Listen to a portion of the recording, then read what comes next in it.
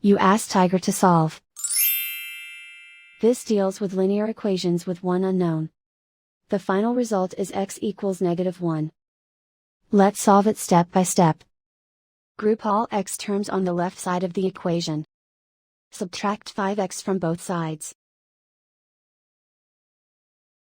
Group like terms. Simplify the arithmetic. Group like terms. Simplify the arithmetic. Group all constants on the right side of the equation. Subtract 8 from both sides. Simplify the arithmetic.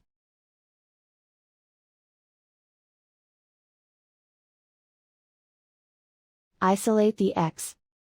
Divide both sides by -2. Cancel out the negatives. Simplify the fraction.